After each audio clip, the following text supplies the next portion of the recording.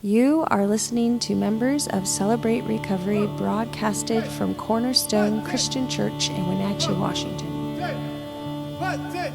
Evaluate all my relationships, offer forgiveness to those who have hurt me, and make amends for harm I have done to others, except when to do so would harm them or others. Testimony? Next, we have the testimony. Thank you for joining us. So we are talking about amends right now, or at least we did last week, and this is kind of in essence of that same thing. So the testimony that I'm going to give you is obviously a personal one, but my testimony starts with a tiny bit of backstory. So my younger sister is 2 years younger than me, and we are best of friends. We grew up that way. I don't recall life without her because I was only 2 when she was born. And we basically did everything together. She was my shadow. So if Rebecca did it, Emily was close behind. So anyway, moving forward, there came a day later in life, and we were best friends into adulthood. There were a couple of snags along the way, being far from each other, relationships that weren't so great, that kind of, made things difficult.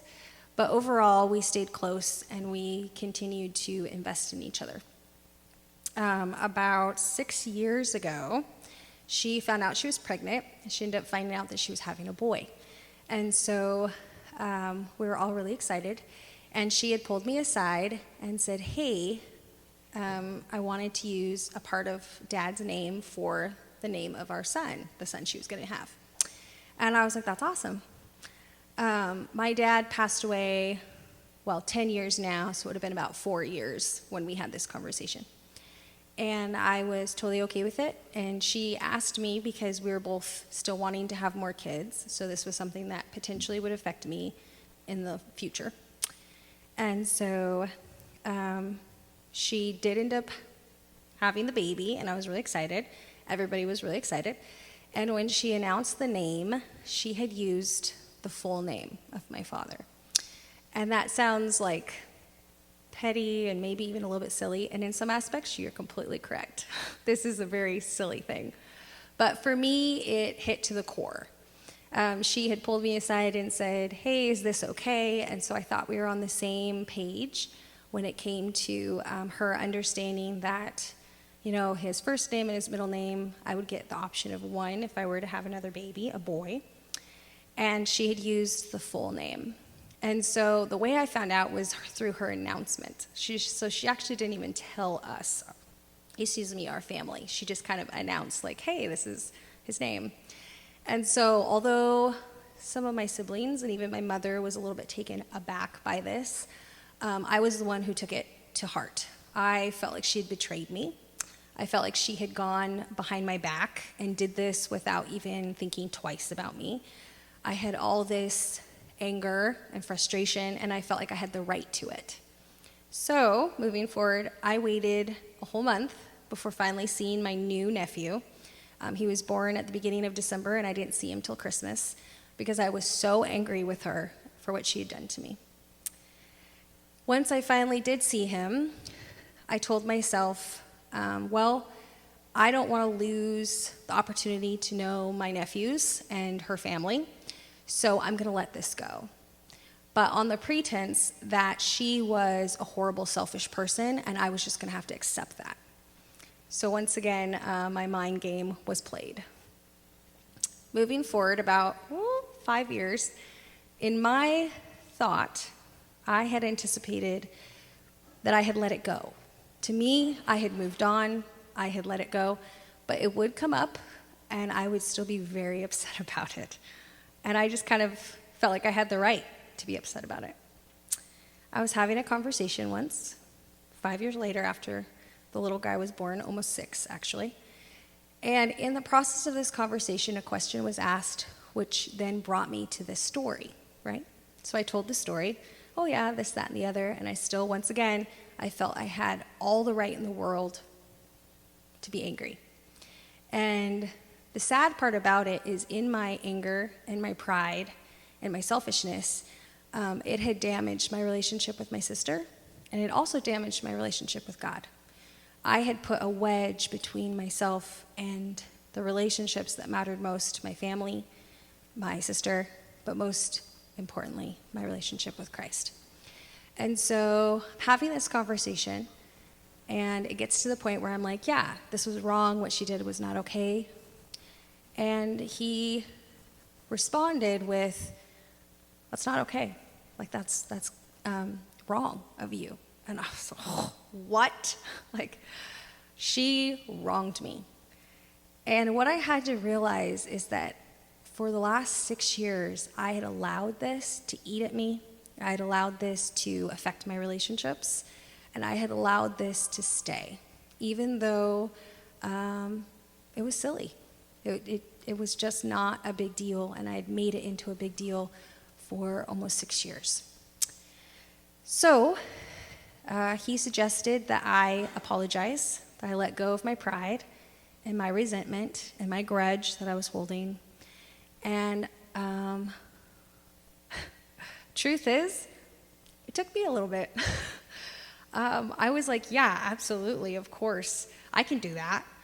And then I realized that it was a lot harder than I thought. It took me breaking down a couple of conversations before I finally made that phone call. And then I was embarrassed because this wasn't something we talked about. And I called my sister and I said, hey, so this is going to sound kind of weird, but I just wanted to apologize. And so I actually opened up that conversation with first praying before I called, which was such a good idea, and then also apologizing. I didn't say like, hey, by the way, I'm still hurt by this. I called her and I said, hey, I want to apologize for doing this to you.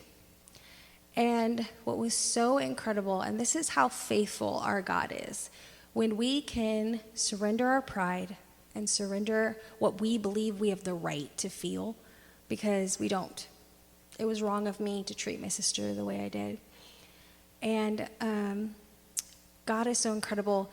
As I spoke to my sister and I apologized, and of course she accepted it, we had a conversation where I realized that the reason she chose the name, which was my father's name, was also in essence to it being her husband's father's name. I didn't know that. I had no clue.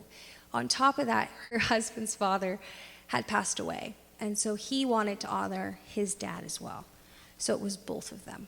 And then there were a couple of other things she explained to me that because of my pride and my anger, I had never allowed. I never allowed her to tell me what happened or why. I was so upset, I just believed I knew.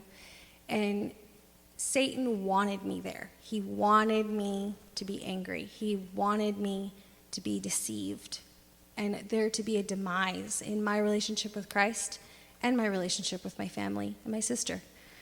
And so I'm so grateful, one, that God works through other people, that somebody brought it to my attention and called me out. So when you get into a situation where somebody calls you out, be willing to hear what they have to say, because this saved my relationship with my sister. God knew what he was doing all along, and it also brought me closer to Christ. Because of that forgiveness and that mending of relationship, I was able to move forward not carrying that anymore. And it was a real answer to prayer and something that I didn't realize I was even experiencing until I did.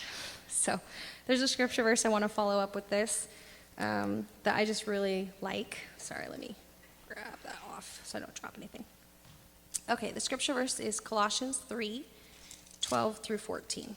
And it says, "Therefore, as God's chosen people, holy and dearly loved, clothe yourselves with compassion, kindness, humility, gentleness, and patience.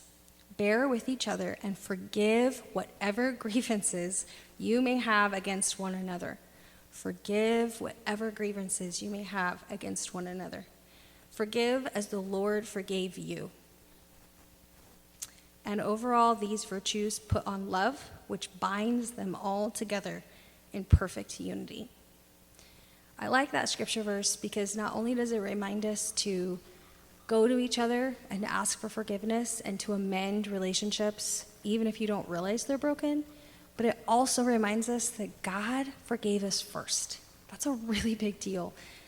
I don't know about you guys, but I would not be here today if God wasn't faithful and forgiving. Thank you.